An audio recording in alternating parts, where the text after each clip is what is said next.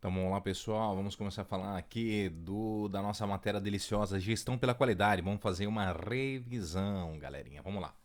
Então, os tópicos que nós iremos tratar: aspectos históricos, qualidade total, o conceito de qualidade total.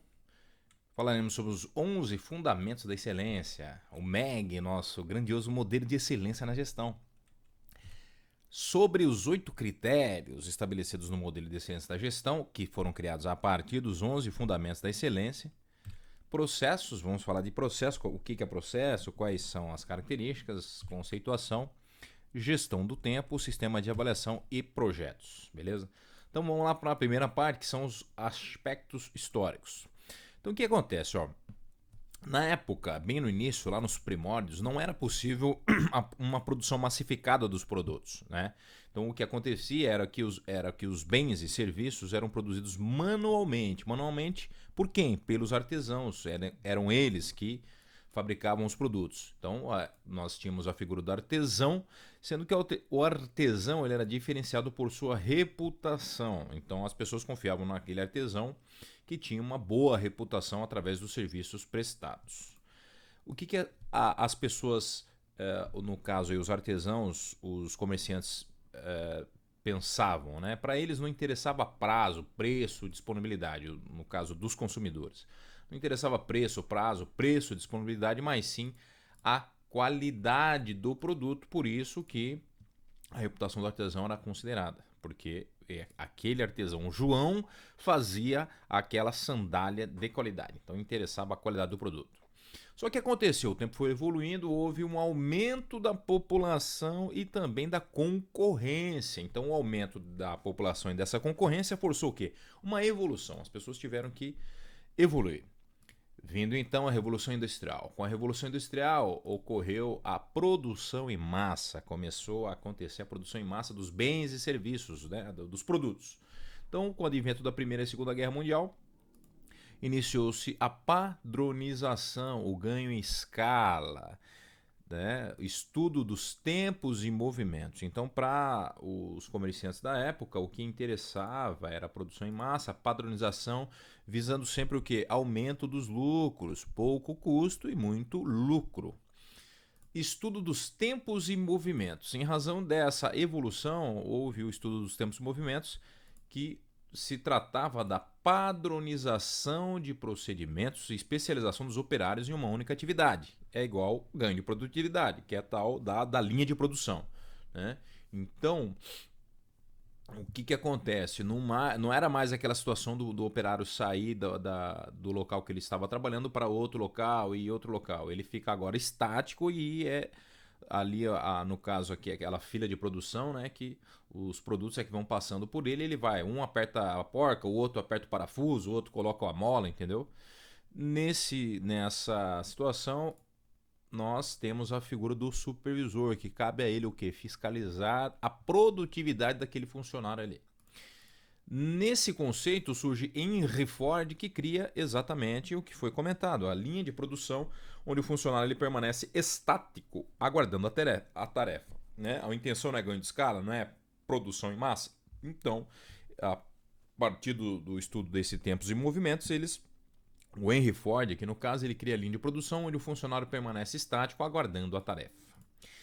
Nessa realidade, o cliente não era priorizado, tampouco considerado no processo. Então, aqui para a empresa, o importante era o quê? Aumentar o lucro com pouco custo, padronizar a produção, massificar a produção baseado nas ideias da empresa e não do cliente. Então, o cliente não era priorizado, tampouco considerado nesse processo. O que acontece? Vem a Segunda Guerra Mundial. E qual é o resultado dessa Segunda Guerra Mundial? O resultado da Segunda Guerra Mundial é que os Estados Unidos eles saem como uma superpotência dessa Segunda Guerra Mundial. E o que acontece com a Europa e a Ásia? A Europa e a Ásia completamente destruídos após a Segunda Guerra Mundial. Porém, menos de 30 anos depois da Segunda Guerra Mundial, o que acontece? Vem quem? O Chaochu Tatoshiro Tata! Os japoneses, o Japão. O que acontece com o Japão?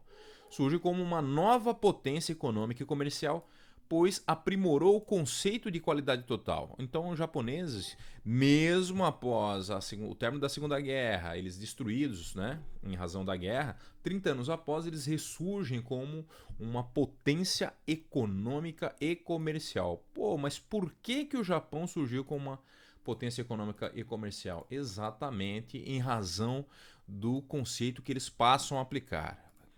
Conceito de qualidade total. Então, o que seria a qualidade total? Qual é o conceito? Qualidade, né, total é um produto de alta qualidade, atendendo às expectativas dos seus clientes, porém com elevada produtividade. Então, na qualidade total, a empresa ela quer fazer um produto que satisfaça seus clientes a um custo acessível e facilmente acessível. Então, em contraparte, né, fazendo um comparativo com a ideia anterior que focava no produto, no processo, aqui não, os japoneses agora eles focam no cliente, né? Não é o que a empresa quer produzir, é o que o cliente quer receber. O foco aqui é o cliente. Né? É produzir produtos de qualidade em menos tempo, com pouco custo e com alta lucratividade, porém sempre atendendo às aspirações do cliente. Então, a partir desse conceito, uma vez que o Japão ele surge como uma potência econômica mundial, os Estados Unidos eles começam a se sentir ameaçados. Falam, meu, pô, mas e aí, cara? Como é que o Japão conseguiu fazer isso daí? É onde surgem os 11 fundamentos da excelência. Os 11 fundamentos da excelência, eles vêm o quê? De uma mudança de paradigma. Então, nesse caso, o dono da empresa, ele perde o poder de administrar, porém fica com os lucros gerados pela administração profissional.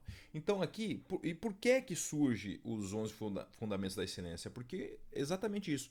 O Japão ele se destacou nesse cenário a partir do conceito de qualidade total. Então os americanos eles passaram a ficar interessados em como o Japão conseguiu fazer isso. Então a partir disso, né, uma consultoria americana, McKinsey, começa o quê? Pesquisar essas empresas, né? Essas empresas que adotam esse sistema de qualidade total e a partir dessa nova visão há uma mudança de paradigma. Né? Então o que acontece? O dono da empresa ele perde o poder de administrar, porém ele fica com os lucros gerados pela administração profissional. O presidente da empresa, embora receba parte do lucro, ele não é um dono da empresa, não é o dono, mas um funcionário. O dono da empresa ele faz parte de um conselho que vai fiscalizar e editar as normas para a gestão feita pelo presidente. Então, a partir daqui, a administração de empresas ela começa a se tornar uma coisa mais inteligente, uma coisa mais técnica, baseado justamente nesses 11 fundamentos da excelência. E o que são os 11 fundamentos da excelência? É um estudo com a descrição detalhada das 100 maiores empresas de cada segmento no mundo. Então, essa consultoria McKinsey, uma consultoria americana, ela realizou esse estudo, né, a partir dessas 100 maiores empresas de cada segmento no mundo e constatou as 11 práticas que são realizadas por todas as empresas pesquisadas, que eram realizadas por todas as empresas pesquisadas. A partir daí eles constataram quais eram os 11 fundamentos da excelência, ou seja, quais eram as 11 práticas que essas empresas adotavam, que as levavam e as faziam líderes no segmento na qual elas agiam, trabalhavam, né? Indústria química, automobilística, de tecnologia, etc. Então, quais são os 11 fundamentos da excelência que tem uma ligação total com a questão da qualidade total?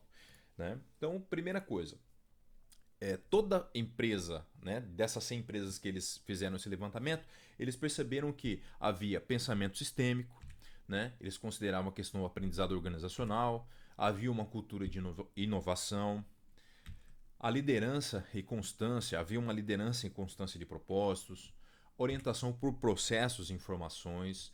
Essas empresas tinham uma visão de futuro, né? Havia geração de valor, valorização das pessoas, conhecimento sobre o cliente e o mercado, desenvolvimento de parcerias e, por fim, a responsabilidade social. Então, cada um desses fundamentos diz o seguinte: o que seria o pensamento sistêmico?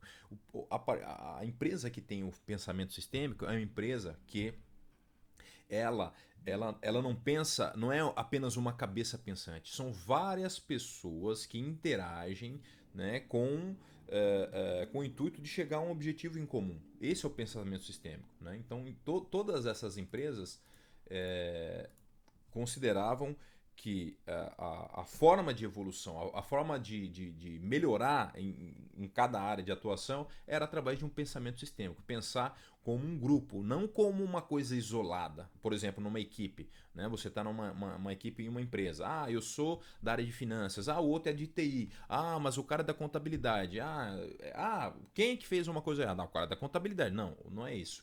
O pensamento sistêmico é o seguinte: nós pertencemos a essa empresa, todos nós somos responsáveis, não importa se eu sou da área do financeiro, se o cara é da contabilidade, se o cara é da segurança, se o cara é da tecnologia da informação, todos nós temos responsabilidade nessa empresa. Esse é o pensamento sistêmico. Aprendizado organizacional.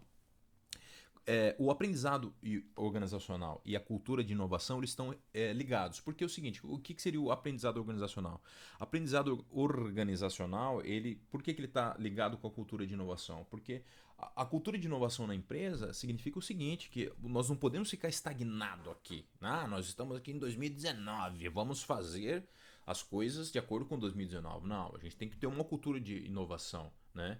E a partir dessa cultura de inovação é que se forma o aprendizado organizacional, porque a partir dos colaboradores, das ideias que cada um traz para essa empresa, é que cria-se esse aprendizado organizacional e, logicamente, se fomenta a cultura de inovação, de sempre inovar, de sempre estar à frente. Nós estamos em 2019, porém, temos que pensar lá, né, em 2020, 2021, etc. E tal. O que a gente pode fazer hoje diferente? Mas hoje a roda é redonda. Tá, legal. Mas e aí, o que a gente pode fazer para aperfeiçoar a roda? Nada. O que nós podemos...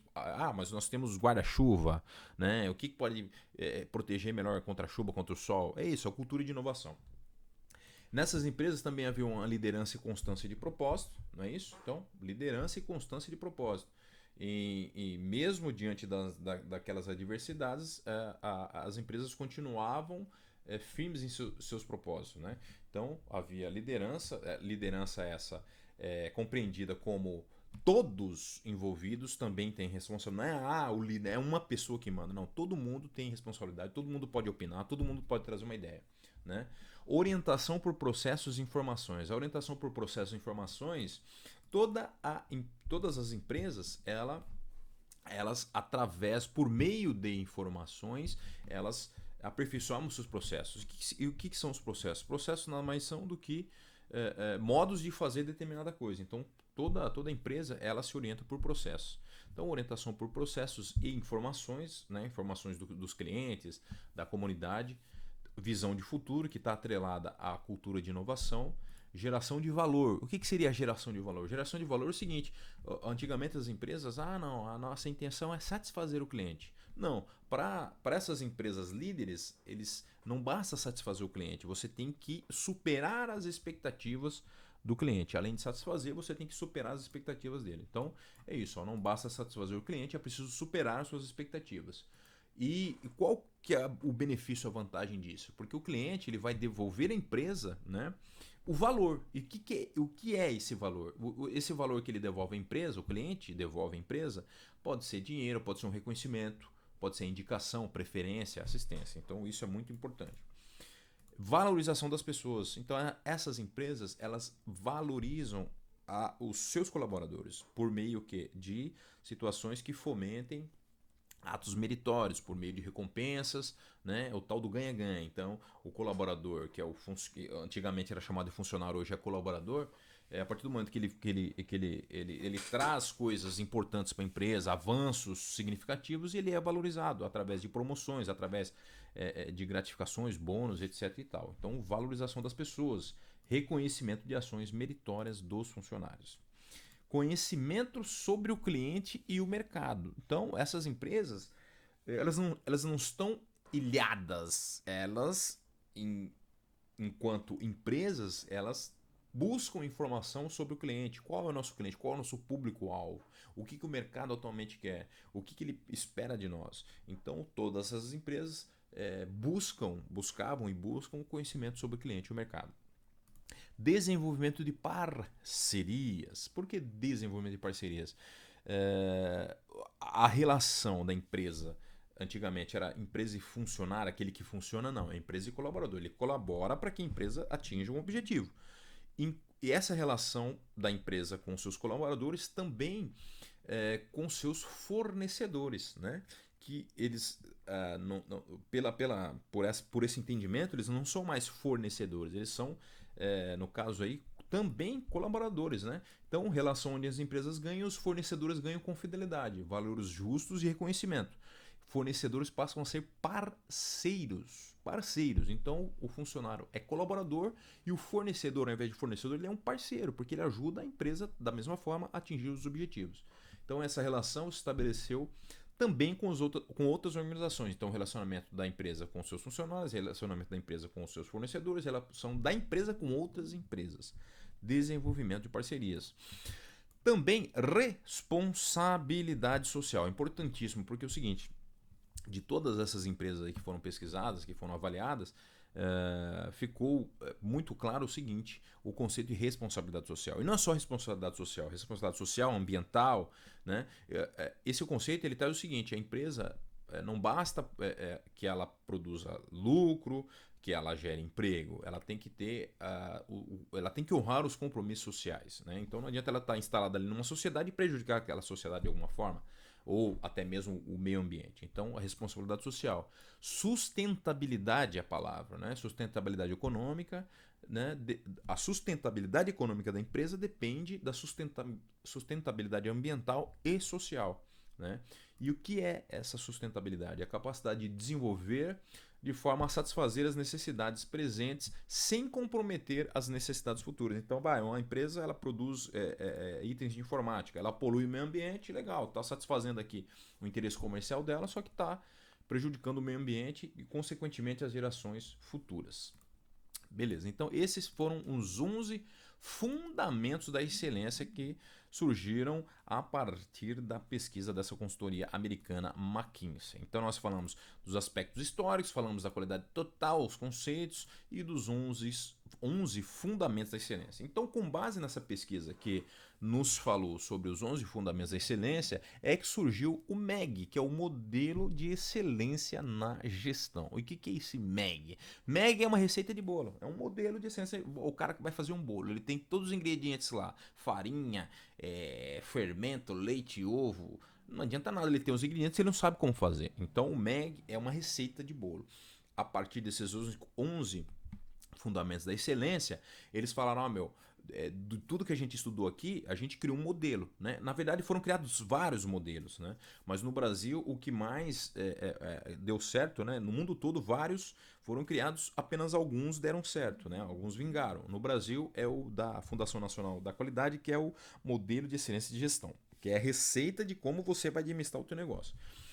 Então é isso, o MEG é o modelo de excelência na gestão. É o que eu falei, receitas de bolos vão ensinar como administrar a sua organização. São criados por estudiosos das ciências da administração e implementados como forma o quê? De modernizar a sua gestão, modernizar a tua empresa, a tua gestão, a tua administração. Também modelos, como eu falei, vários modelos foram criados e nós tivemos modelos que sobreviveram e produzem excelentes resultados. Então, aqui são alguns exemplos, né, dos que sobreviveram. Essa norma NBR ISO 9001-2008, Six Sigma, Total Quality Management, Lean Production, sistema Toyota de produção, Malcolm Bridge USA e o nosso caso aqui, o caso brasileiro, o MEG, que é o Modelo de Excelência de Gestão pela Fundação Nacional da Qualidade, criado no Brasil a partir de critérios. Como eu falei, os modelos como um todo, eles foram criados a partir desses 11 fundamentos da excelência. O MEG ele foi criado no Brasil a partir de critérios. Quais são os critérios? Total de 8 critérios baseados justamente nesses 11 fundamentos da excelência. Então vamos ver agora quais são os 8 critérios. Então, próximo assunto, MEG, 8 critérios ou capítulos, né? Na verdade, o que são os critérios? Critérios, você pode fazer uma analogia como capítulos de um livro. Então, dentro do MEG, que é esse modelo, que é essa receita de bolo, ele tem vários capítulos que indicam cada assunto pertinente. Então é isso. Então, o modelo de ciência de gestão, 8 critérios ou capítulos que foram criados a partir dos 11 fundamentos da excelência. Então, qual que é o conceito desse modelo de excelência de gestão, né? Da receita de bolo?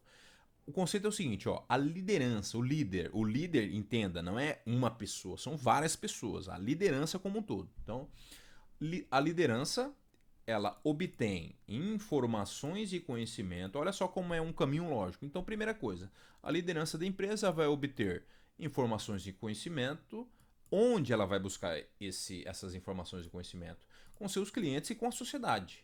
Para que ela vai buscar esses conhecimentos, com a informação e conhecimento com clientes e sociedade? Para formular estratégias e planos. Tá, mas para que? Qual a necessidade de estratégia e planos? Que serão implementados e realizados por meio de pessoas e processos. Para quê? Com a finalidade de obter resultados. Então, esse é o conceito, né? Esses são, na verdade, os 11 critérios do modelo de excelência de gestão. Então, a liderança obtém informações e conhecimento. Da onde ela vai extrair essa informação e conhecimento? Dos seus clientes e com os clientes e com a sociedade. Para quê? Para formular estratégias e planos que serão implementados e realizados por meio de pessoas e processos com a finalidade de obter melhores resultados. Então é isso. Eu sou a liderança de uma empresa. Eu vou obter uma informação e conhecimento. De onde eu vou tirar essa informação e conhecimento? Com os meus clientes, com a sociedade que eu atendo, né? Com base nessas informações e conhecimento, eu vou formular estratégias e planos que eu vou adotar na minha empresa com o seguinte objetivo, né? De obter melhor resultado. Então eu vou criar estratégias e planos, vou implementar e vou realizar essas estratégias e planos como? Sozinho? Automático com robô? Não. Por meio de pessoas. Eu tenho que ter pessoas, eu tenho que ter processos, né? Com a finalidade de obter os melhores resultados. Esses são os 8 critérios do modelo de ciência de gestão. Beleza. Em resumo, os 8 critérios do modelo de excelência de gestão são esses que nós falamos. Então, a liderança, estratégias e planos, clientes, sociedade, informações e conhecimento, pessoas, processos e resultado. Liderança, o que é? Prática de ações de todos os níveis da organização. Lembra que eu falei? O líder não. O chefe não. Todos. Prática de ações de todos os níveis da organização. Estratégias e planos, caminhos escolhidos para concentrar esforços, né? O que nós vamos fazer? Clientes, sucesso depende lembra que nós comentamos que o sucesso depende da satisfação do cliente e também da superação das expectativas desse cliente, que vai gerar o quê? Um valor, né? Agregar valor. Então, quando o cara vende um cachorro quente, a salsicha com molho com pão, é um cachorro quente. Se ele quiser gerar valor naquilo, o que ele faz? Ele dá um brinde, ele dá um suco, ele cria alguma coisa que vai agregar valor naquele produto dele. Sociedade, a organização, nesse caso que é a empresa, só sobrevive se identificar e solucionar os impactos ambientais e sociais que causa nessa sociedade. Né? Informações e conhecimento está atrelado o quê? Essa empresa ela tem que manter um arcabouço de informações e conhecimento por meio de capacitação das pessoas. Né? Lembra, a empresa não pode ficar parada no tempo, ela tem que sempre buscar informação e, consequentemente, capacitação dos seus colaboradores. Pessoas, valorizar e reconhecer as pessoas que colaboram com a empresa, criar um ambiente favorável às potencialidades. Então, além de reconhecer esse meu colaborador, eu tenho que valorizar através, né, da criação de um ambiente favorável. Ele tem ali, né, ele tem como interagir. Eu não posso tolher a liberdade que esse cara tem de me trazer uma informação, de dar uma ideia, de criar conteúdo, etc. e tal. E processos. Então, como é que a empresa vai executar, vai realizar? Então, a organização opera como um sistema ou conjunto de processos interrelacionados. Lembra aquela questão do pensamento não, de criar aquele pensamento. Qual que foi aqui, cara? Dos 11 fundamentos, ó, lembra? Aqui, estudo com descrição.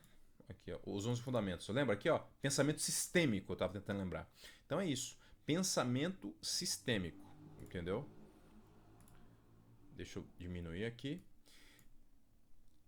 Então é isso. A organização opera como um sistema, por isso pensamento sistêmico, ou conjunto de processos que estão interrelacionados. Está atrelado àquela coisa lá, a primeira situação, o primeiro fundamento, né, de sistema, né? De pensamento sistêmico. E por fim, os resultados. E o que é o resultado? Esse resultado, né, atingido, alcançado e uma vez analisado, ele vai oferecer parâmetro para a avaliação do desempenho organizacional. Ele vai consolidar os dados da organização e por meio dele é que se verifica a evolução histórica da empresa. Então é o meu resultado. Ó, legal, nós atingimos o resultado, vamos analisar. E aí, tá contente, não tá? O que a gente pode melhorar? Beleza? Então, esses são os 8 critérios do MEG, que é o modelo de excelência de gestão, que nada mais é do que a receita de bolo para que as pessoas, os empresários, possam gerir melhor suas empresas. Beleza? Vamos lá. Agora, vamos partir para o conceito de processos. Então, o que seriam os processos aqui? Né? É o que nós já havíamos dito. Processo, né? Toda organização trabalha suas atividades o quê? Por processos, né?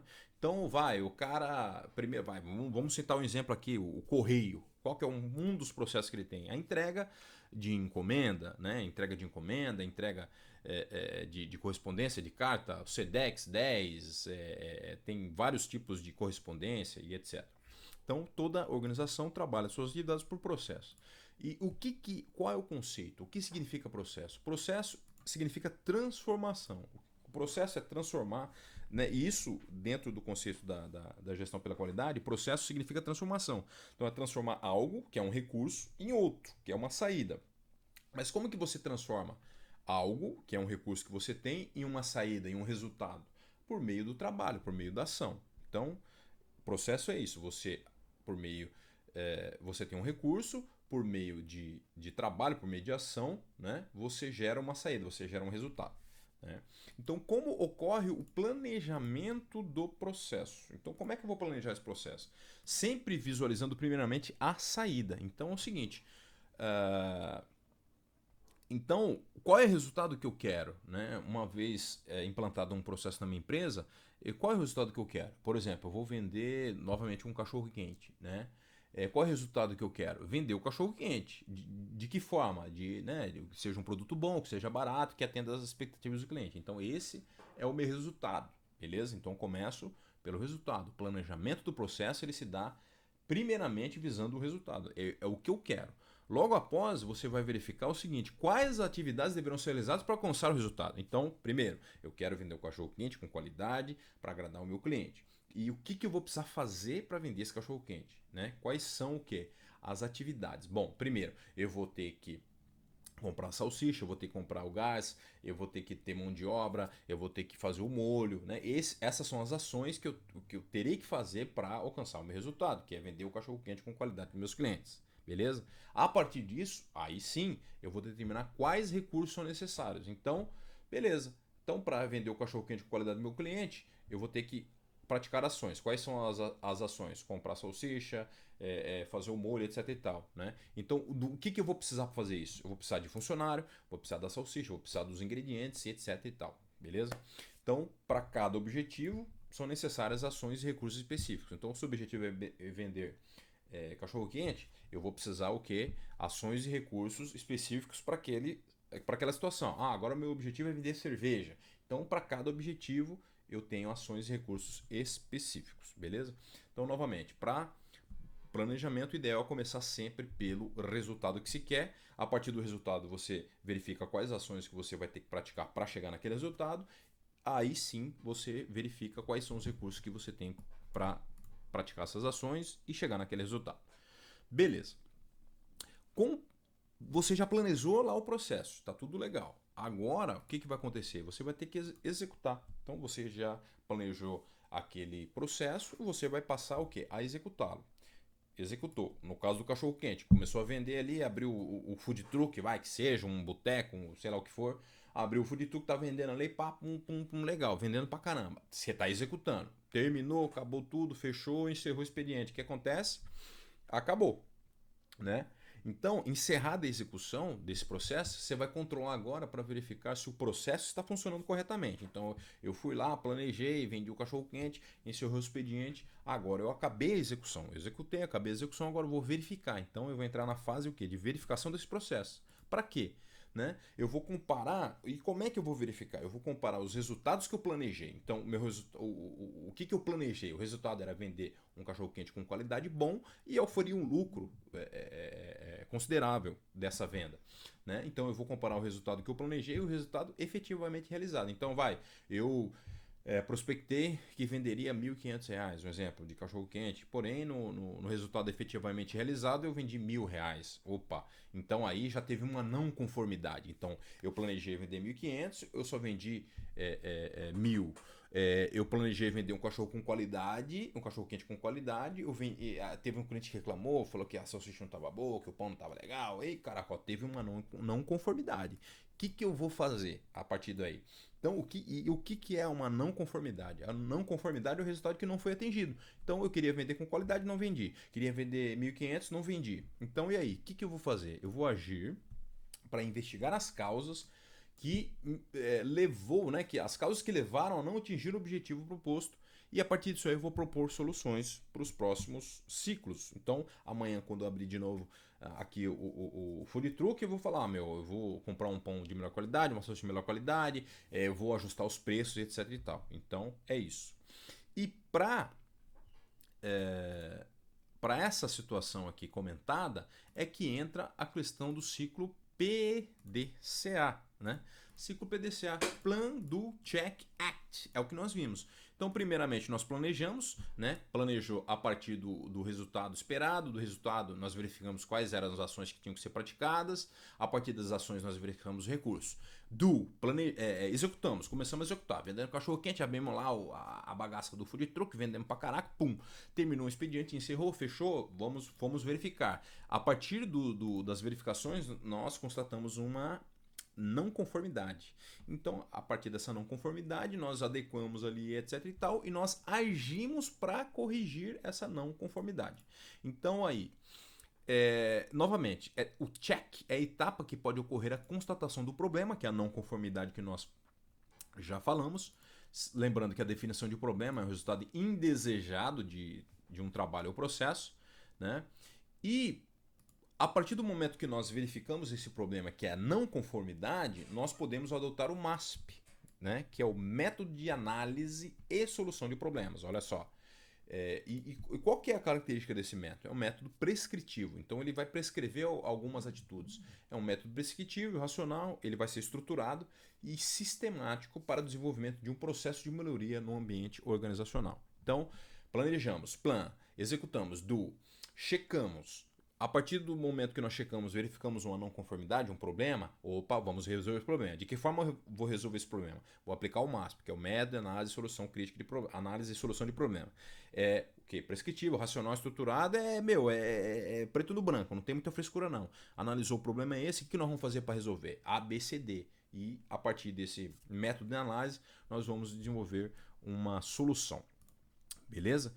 E além disso, diante de um problema, cabe ao gestor duas alternativas de três possíveis. Então, por exemplo, supondo que esse problema... interessante aqui que as alternativas que a gente tem para escolher são baseadas na seguinte situação. Se você conhece ou não a causa do problema. Então, conhecer o problema, vai usar o MASP, que é o método de análise crítica, né, de solução. E aí você tem duas alternativas de três possíveis. Então você pode tomar uma medida preventiva, uma medida corretiva ou uma imediata. A medida imediata, eu não sei a causa do problema, mas se eu não fizer nada, aquilo lá vai... Por exemplo, um cliente veio e reclamou, falou, mano, essa salsicha aqui tá podre. Eu falei, caraca, eu não sei... Aliás, eu sei a causa do problema, eu sei que aquele problema é porque a salsicha está estragada, mas... O que causou isso? Será que foi o lugar que eu comprei? Será que foi a refrigeração do meu trailer lá, do food truck? Entendeu? Então eu não sei a causa. O que causou, né, o que contribuiu para aquela salsicha estragasse? Então eu não sei. Mas eu tenho que tomar alguma coisa, alguma atitude. Vai ser o quê? Uma medida imediata. Eu falo, vou recolher aquela salsicha, aquele lote lá eu separo e vou substituir. Então, na imediata eu não sei a causa do problema, mas eu tenho que tomar atitude para que o resultado negativo não se alastre, beleza? Na medida preventiva, eu sei, né, que pode acontecer o problema e eu adoto providências para evitar que eles aconteçam. Já nas corretivas, o que acontece? eu sei a causa do problema, né? E a partir daquilo eu pratico uma ação para solucioná-los. Então, na imediata eu não sei a causa do problema, mas tenho que agir. Na corretiva eu sei a causa do problema e ajo para corrigi-lo, né? E na preventiva eu adoto providências para evitar que eles aconteçam, né? Então ainda não aconteceu nada, então eu vou tomar atitudes para evitar que esse problema, que essa inconformidade aconteça. Beleza, rapaziada? Então essa foi a primeira parte que nós falamos aqui sobre os aspectos históricos, a qualidade total, o conceito de qualidade total, 11 fundamentos da excelência, o modelo de excelência da gestão, o MEG, os 8 critérios do MEG, falamos de processos, e agora na próxima, que agora já está com 35 minutos, falaremos da gestão do tempo, sistemas de avaliação e projetos. Valeu!